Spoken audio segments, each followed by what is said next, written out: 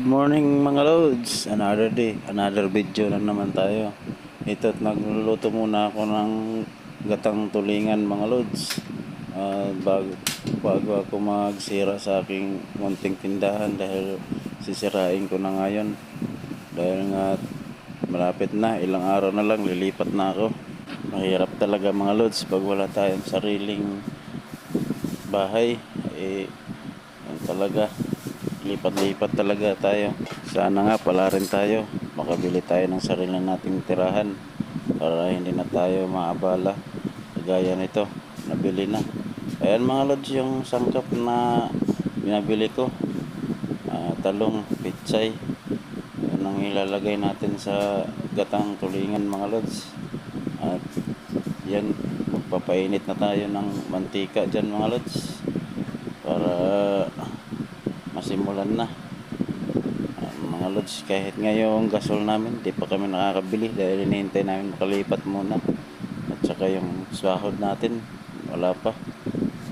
Sahod pala ng trabaho ko mga lods, dito sa Facebook. Wala pa naman akong sahod dito. Libangan ko lang to mga lods. Ayan nga, na sobra yung mantika, nilagay ko doon sa lagayan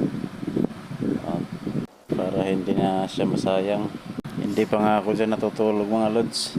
Pagdating ko galing trabaho, nagyaya yung partner ko na bibili ng makakain niya dahil gugutom daw siya kay gabi pa. Hindi daw siya kumain dahil wala nang kaulam-ulam.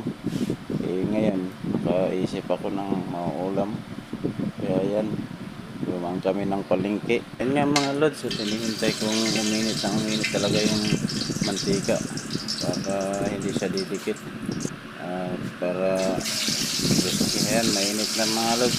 Lalagay na natin yung isda. 2 piraso lang pala yan na tulingan mga lods ang nabili ko. Binadget lang natin at yan, hiniwa-hiwa ko lang ng maliliit kahit pa paano ay magkasya. Ilan din kami na uulam, kaya binadget lang talaga mga lods dahil wala pa tayong pambili ng karne ngayon mga lods. Budget muna, pag malapit na talaga ang sahod wala na rin ng budget. Mahirap na rin, palipat pa kami mga lods at kinakailangan din namin ng pera, kaya nag-ipit-ipit din. Mahirap talagang buhay. Kaya yun, wala tayong magagawa mga lods, kailangan natin kumayod at magbalat puto. Katapos ko nga yan magluto mga lods ay isusunod ko rin yung saing. Habang magsasaing ako mamaya ay magsisira ako sa tindahan doon dahil kailangan ng baklasin. Ilang araw na para paglipat ay dire-diretso na, hakot na lang ng hakot.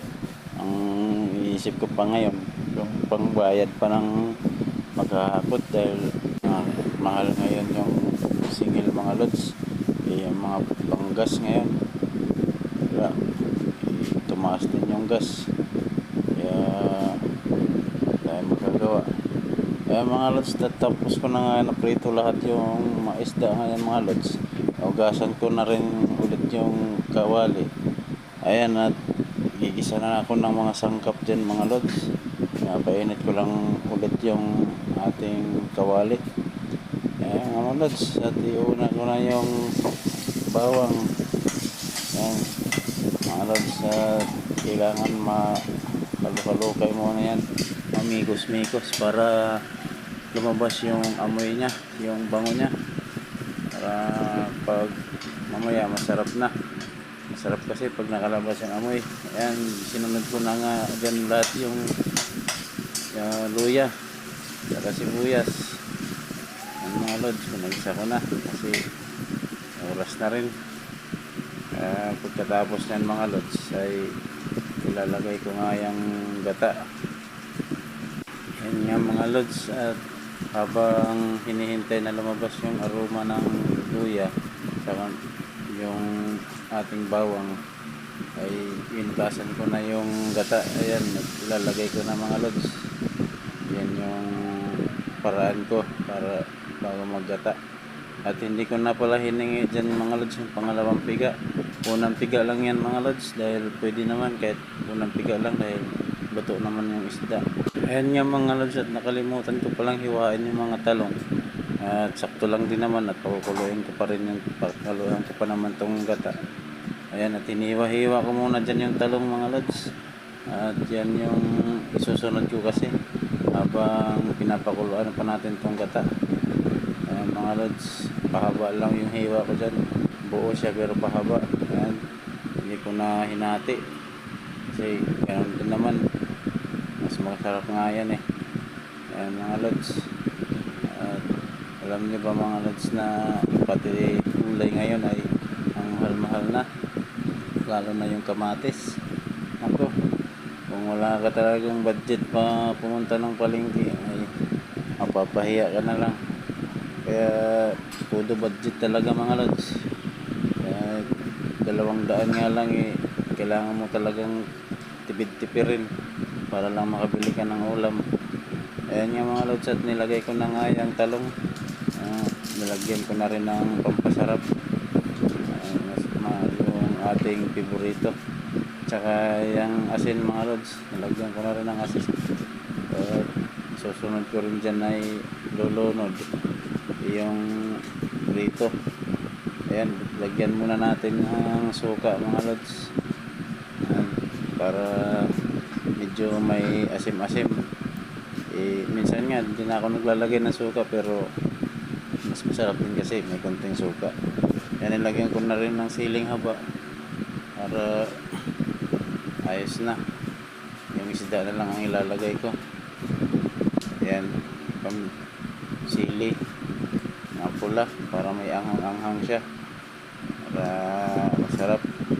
Ayan mga lods, nilagay ko na yung pronito nating isda dyan. At naluhalukay ko na nga lang dyan para ma-mix yung ano niya, gata. Ayan mga lods, at pagpasensyahan nyo na mga lods kung ganyan yung video natin ngayon dahil marami pa kong gagawin. Ayan mga lods, nilagyan ko ng konting tubig. Mga lods, kung napapansin nyo mga lods, bakit may kutsara yung butane? Kasi ang hirap niyang kagatin, may sakit siya, minsan kagagat, minsan naman hindi.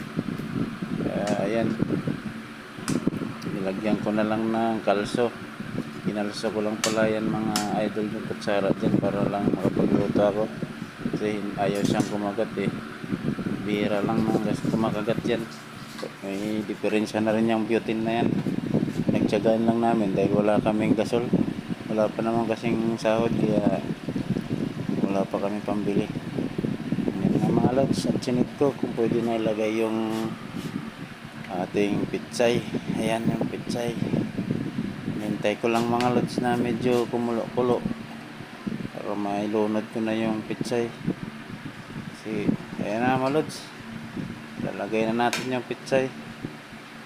Ayan, hindi natin masyadong pakukuluin na yan mga lods dahil mabilis lang naman lumambot yung pitsay.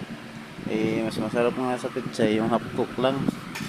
Yan, tatakpan na natin mga lods. Pinahinaan ko na rin yan ng apoy dyan para hindi siya ganong malanta ba, malata. Sa Bisaya malata, kasi pag sobrang lambot na ang gulay, yung pangit ng kainin. Yan nga mga lods, at pinuksan ko chinik ko kung pwede nang patayin. Ayan, pinatay ko na, tinanggal ko na rin yung kutsara dyan. At pagkatapos nga ayan, nagsaing na rin ako mga lods. Ayan, nagsalang na ako ng sinaing. Kaya mga lods, hanggang dito lang ating video. Maraming salamat sa inyong